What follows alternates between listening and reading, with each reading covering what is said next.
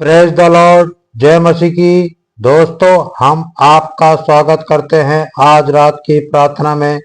और आज मैं आपसे बात करना चाहता हूं कि जब कोई व्यक्ति किसी परेशानी से होकर जाता है, जब कोई व्यक्ति किसी समस्या से होकर गुजरता है, तो हर कोई ये सोचता है कि ये समस्या कभी मेरे जीवन में ना आए, ऐसी समस्या कभी भी मेरे जीवन में नहीं आनी चाहिए। और हम में से हर एक भाई बहन चाहता है कि कभी भी उसके जीवन में कोई समस्या ना आए। परंतु फिर भी लाइफ में बहुत बार अनेक समस्याएं जीवन में आ जाती हैं। परंतु क्या आप जानते हैं कि इन समस्याओं से भी बहुत फायदे होते हैं।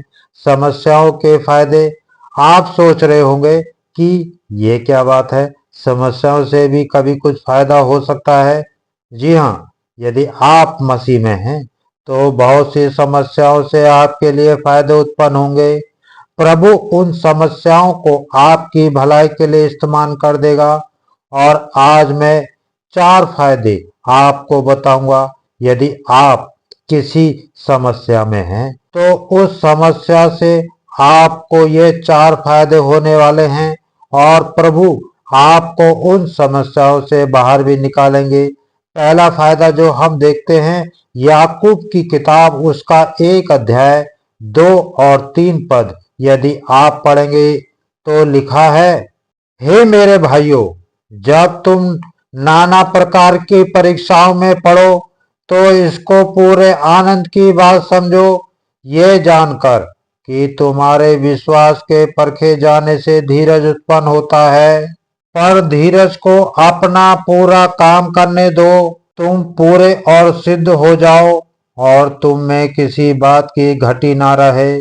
यहाँ पर परमेश्वर का वचन कहता है कि जब तुम परीक्षाओं में पढ़ो, जब तुम्हारे जीवन में मसीह के नाम के कारण कोई समस्या आए, तो तुम उसे आनंद की बात समझो।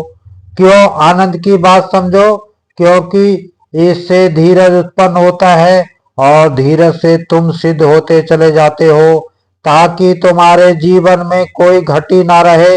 यानी कि इस समस्या के आने से मनुष्य का जो चरित्र है वो सही होता चला जाता है, उसके चरित्र का विकास होता है।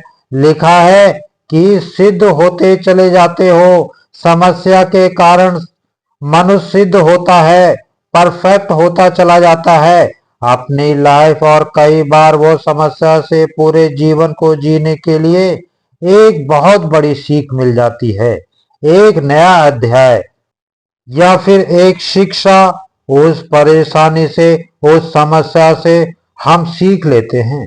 पूरे जीवन के लिए हमें पता चल जाता है कि आज के बाद हम ये गलती नहीं करेंगे। यदि हम इस गलती को कर गए तो हमारे जीवन में फिर से ये समस्या आ सकती है। हमें इस बात का पता चल जाता है कि हमें क्या करना चाहिए और क्या नहीं करना चाहिए। मतलब जब कोई व्यक्ति किसी समस्या में होता है तो उस समस्या से उसे ये फायदा होता है कि वो आगे का जीवन सही से व्यतीत करता है। वो गलती वो दोबारा नहीं करता, उस गलती से वो बचता है। दूसरी बात, उसका कैरेक्टर का विकास होता है, उसके चरित्र का विकास होता है और वो अपने जीवन में सिद्ध होता चला जाता है, क्योंकि वो उन गलतियों को फिर दोबारा नहीं दोहराता। जिन गलतियों के कारण वो समस्या उसके जीवन में आई, उनको वो दोबारा नहीं दोहराता।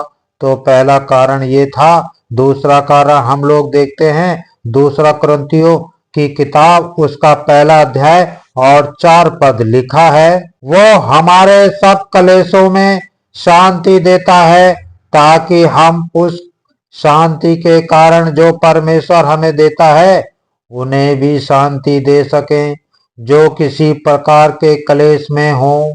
यानी कि कई बार ये जो समस्या हमें एक शिक्षा देती है, उस शिक्षा को हम दूसरों को सिखाने के लिए उपयोग करते हैं, दूसरों को सिखाने के लिए उपयोग करते हैं। तो यह दूसरा कारण है। समस्या का फायदा यह है कि जब आप उस समस्या से बाहर निकल आएंगे तो बहुत सारे लोगों को आप उस समस्या के बारे में सिखाएंगे कि आपको अपने जीवन में ये गलती नहीं करनी है, क्योंकि मैंने की और मैं इस समस्या में पड़ गया था।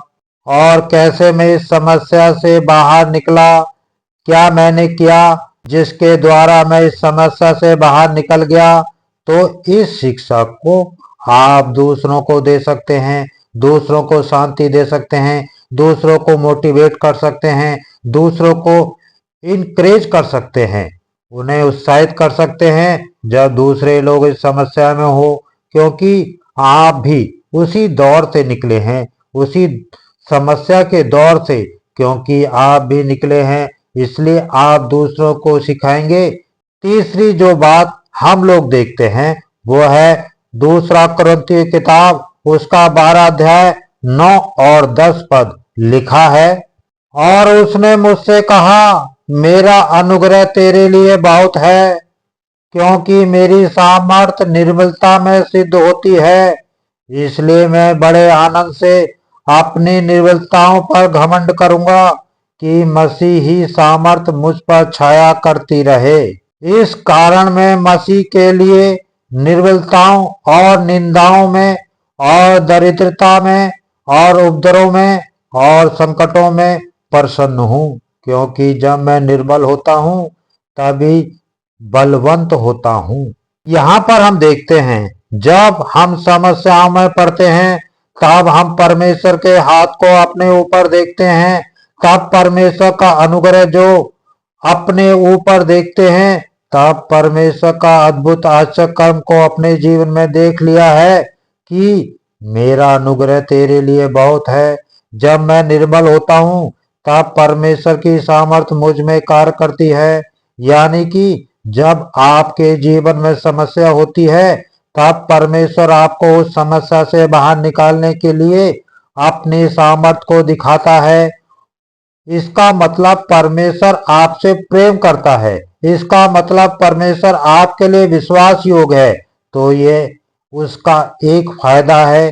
लास्ट फायदा हम लोग देखेंगे, चौथी बात जो लिखी है, पहला पत्र उसका पहला अध्याय 6 और 7 पद लिखा है। और इस कारण तुम मगन होते हो, यद्यपि आवश्यक है कि अब कुछ दिन तक नाना प्रकार की परीक्षाओं के कारण उदास हो, और ये इसलिए है कि तुम्हारा परखा हुआ विश्वास, जो आग से ताए हुए नाशमान सोने से भी कहीं अधिक बहुमूल्य है, यीशु मसीह के प्रकट होने पर प्रशंसा और महिमा और आदर का कारण ठहरे। ये समस्या आपके परख है, आपकी एक परीक्षा है, और इस परीक्षा को आपको पास करना है। और यदि आपने समस्या को पास कर दिया, इस परीक्षा को आपने पास कर दिया, तो आप परमेश्वर से इनाम को पाएंगे, परमेश्वर से प्रतिफल को पाएंगे। तो ये 4 फायदे आज हमने देखे समस्याओं के। इसलिए यदि आज आप इन समस्याओं में हैं तो आप ये ना सोचें कि मेरे जीवन में ऐसा क्यों हो रहा है। आप उसे एक अपॉर्चुनिटी के तौर पर देखें कि समस्या के बाद में प्रतिफल को पाऊंगा, इस समस्या में परमेश्वर का अद्भुत आश्चर्य कर्म को अपने जीवन में देखूंगा, इस समस्या से मेरे जीवन में कुछ ना कुछ परिवर्तन होगा, इस समस्या से मैं दूसरों को भी सिखाऊंगा, दूसरों को बाहर समस्याओं से बाहर निकालूंगा। इस माइंडसेट के साथ में इस समय में आप अपने जीवन को व्यतीत करें। मेरा विश्वास है कि निश्चय प्रभु इन 4 बातों को आपके जीवन में पूरा करेगा और आपको बहुत जल्द उस समस्या से बाहर निकालेगा जिस समस्या में आज आप हैं। इसलिए बिल्कुल भी निराश ना हो, दुखी ना हो, कोई चिंतित ना हो, कोई परेशान ना हो। यदि आप स्ट्रगल कर रहे हैं, फिर किसी समस्या में हैं, जब आप आगे बढ़ जाएंगे, जब आप पीछे मुड़कर देखेंगे, तब आप देखेंगे कि परमेश्वर ने उस समस्या से भी मेरे लिए भलाई को उत्पन्न कर दिया। सो प्रभु आपको इस वचन के द्वारा बहुत आय से आशीष दे। आमीन।